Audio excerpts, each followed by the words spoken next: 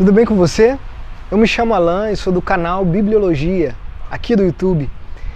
Então, se você quer aprender a Bíblia de modo fácil, objetivo, se inscreva no nosso canal, nos siga nas redes sociais, ative o sininho também, porque através desse canal você vai entender melhor a palavra de Deus, verso por verso. Tá com a gente? Beleza.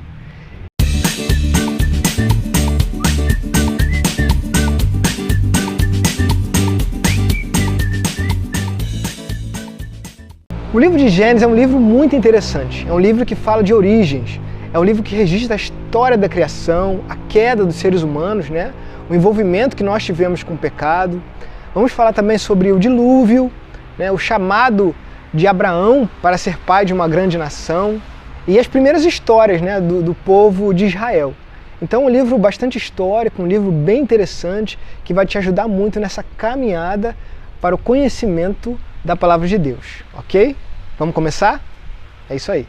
E eu peço que você leia aí na sua casa também, pegue a sua Bíblia. Se você não tem uma Bíblia, baixe um aplicativo, enfim, compre uma Bíblia. Mas é importante que você mesmo leia. Aqui nós vamos destacar alguns pontos importantes e interessantes para o seu esclarecimento. Lemos assim: no princípio criou Deus os céus e a terra. Esse primeiro versículo, eu acho muito interessante a Bíblia logo de cara dizer quem nos criou e quem nos formou. No princípio criou Deus os céus e a terra. Simples e objetivo. É simplesmente interessante pensarmos que existe um Criador por trás das coisas. Se você, andando numa floresta inexplorada, encontrar, por exemplo, um smartphone, você vai pensar que esse smartphone foi algum tipo de evolução? Ou você vai entender que aquilo ali, aquelas teclas, aquele design foi feito por alguém que pensou e projetou aquilo. Interessante pensar assim. E a Bíblia, logo de cara, já diz que nós fomos criados e fomos formados por Deus. Tudo que nós vemos na natureza foi criado por Deus em 6 dias literais. E nós vamos perceber os detalhes dessa criação a seguir. Aqui no verso 2, a gente percebe que a Trindade, Deus, Pai, Filho e Espírito Santo, estão presentes aqui na criação. E isso é muito interessante. E no primeiro dia, nós vemos que Deus criou a luz. Eu fico pensando, o que seria a luz? Haja vista que o Sol, da maneira como nós vemos hoje, ele só foi criado no 4º dia. Então o que seria a luz? Alguns comentaristas, inclusive, dizem que essa luz poderia ser a possibilidade de enxergarmos a luz como um campo eletromagnético onde a luz pudesse pairar e nós pudéssemos ver ela a olho nu. A física explica um pouquinho isso. Uma coisa interessante aqui, toda vez que Deus faz uma criação, ao final do dia ele disse, o verso diz, e houve tardes e manhãs, o primeiro dia, tardes e manhãs, o segundo dia, tardes e manhãs, o terceiro dia, e ela vai continuar repetindo isso. Toda vez que a Bíblia começa a repetir algo, é porque aquilo é importante. Você sabe quem escreveu o livro de Gênesis? Não? Então continua com a gente que daqui a pouquinho eu vou revelar para você.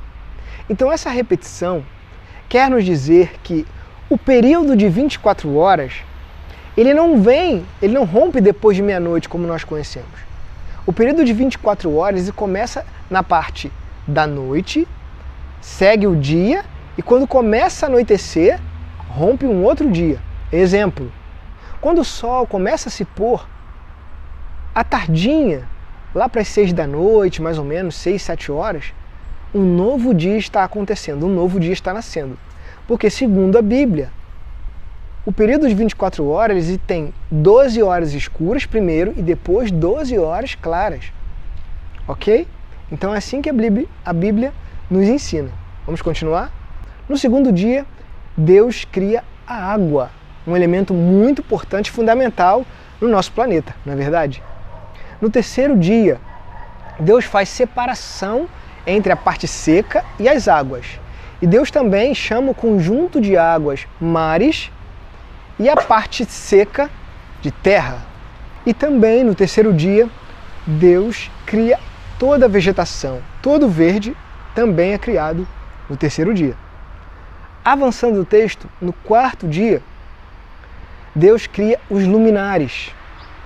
Um maior para governar o dia, que chamamos de Sol. Esse planeta, essa estrela, ou melhor dizendo, essa estrela gigantesca chamamos de Sol. E um para governar a noite, é o nosso satélite natural, né? Chamamos de Lua. Então, um grande para governar o dia e um menor para governar a noite. E Deus também, no quarto dia, faz as estrelas.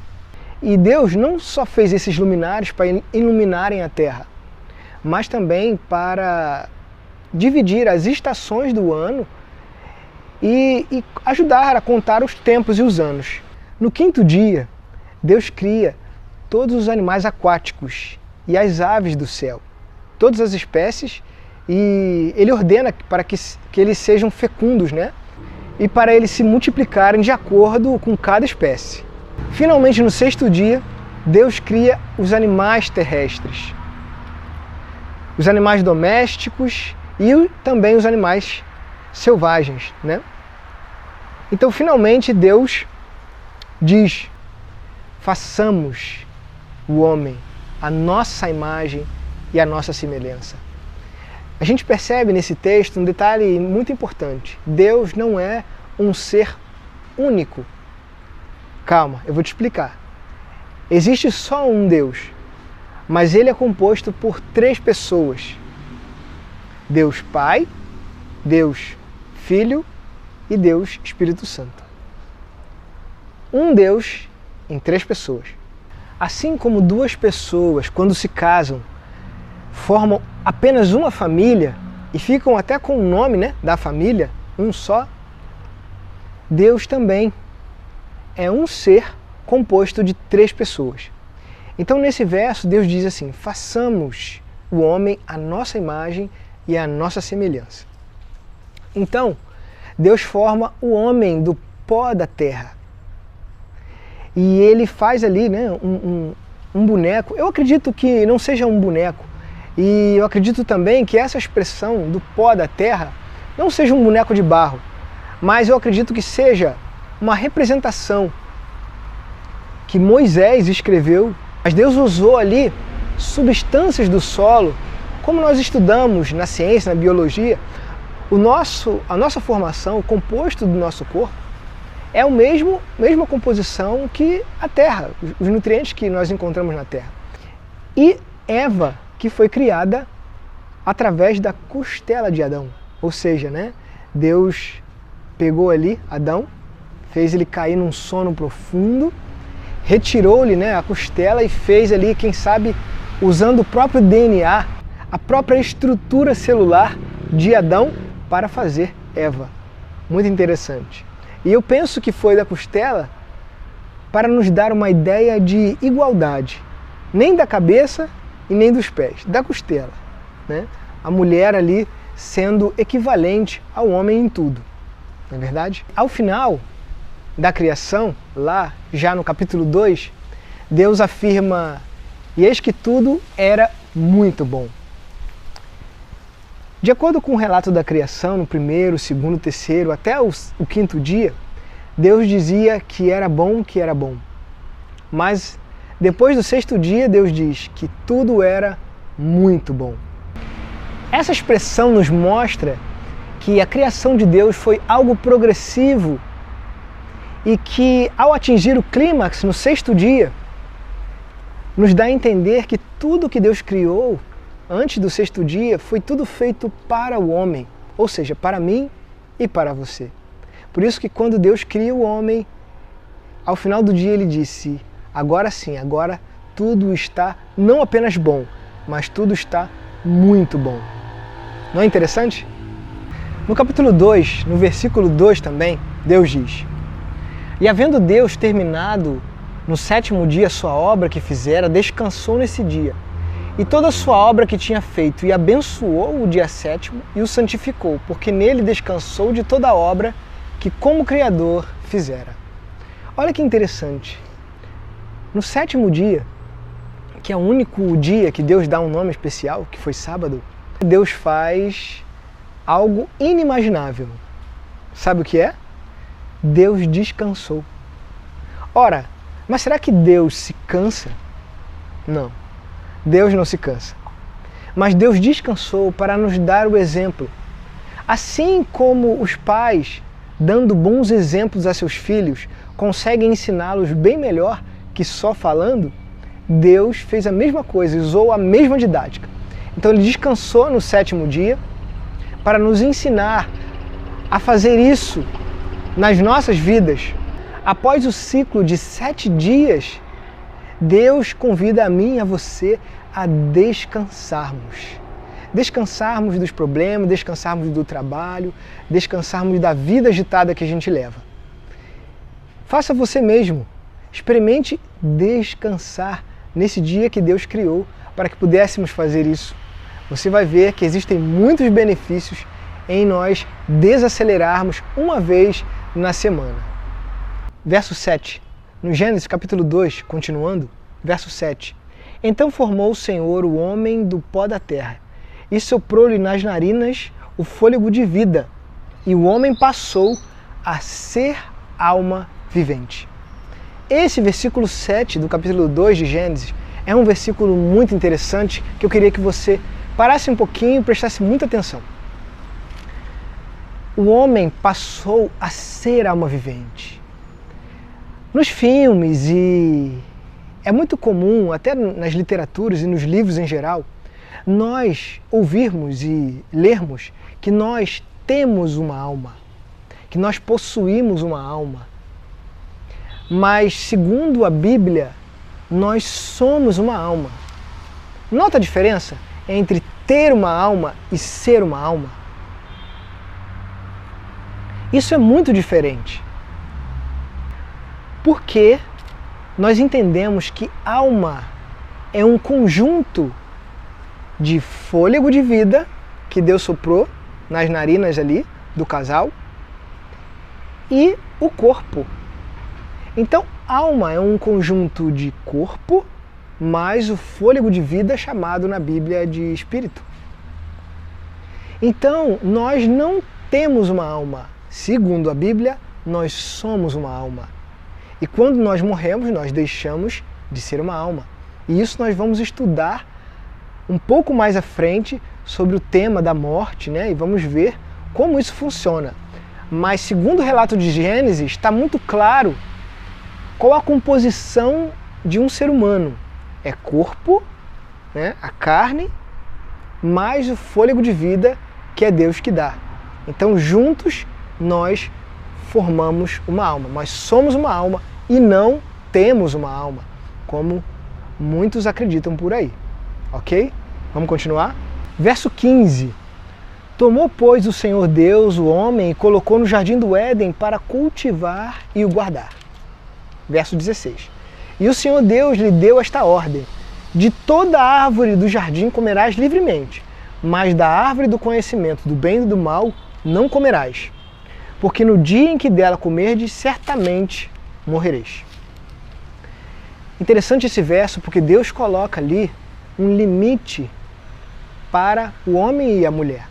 Deus nos criou com algo que chamamos de livre-arbítrio. Livre-arbítrio nada mais é do que a liberdade de escolha. E para que aquele casal pudesse escolher livremente o mal, entre o mal e o bem, Deus também possibilitou que o mal tivesse ali na forma de uma árvore. Então, assim que Deus criou Eva, da costela de Adão, Adão olhou para aquela mulher e disse, verso 23, esta afinal é osso dos meus ossos e carne da minha carne, chamar-se-á varoa, porquanto do varão foi tomada. Verso 24, por isso deixa o homem pai e mãe e se une à sua mulher, tornando-se uma só carne. Interessante esse verso. Deus institui a família, a maior e primeira instituição que Deus criou. Olha que coisa interessante. Deixa o homem, seu pai, sua mãe, e vai se unir à sua mulher. Ambos deixam os seus familiares e agora eles formam uma só família, representando aqui, né, uma só carne. Lembra que a gente leu lá no início de Gênesis? Deus dizendo, façamos, ou seja, 3 pessoas, Deus Pai, Filho e Espírito Santo. Olha que coisa interessante. A família humana sendo o espelho e um retrato da família divina. Verso 25 e último diz assim, ora, um e o outro, o homem e sua mulher, estavam nus e não se envergonhavam. Existe uma ideia sobre o casal que andava nu pelo jardim, né? Não era bem assim. Estudando mais à frente, mais a fundo, nós vamos perceber que existia uma luz que cobria a nudez deles. Era uma espécie de uma roupa translúcida, feita de luz, que era da própria glória de Deus. Isso cobria eles, né? Não existia naquela época roupas como as nossas. Eles eram cobertos e revestidos da glória de Deus. Olha que privilégio.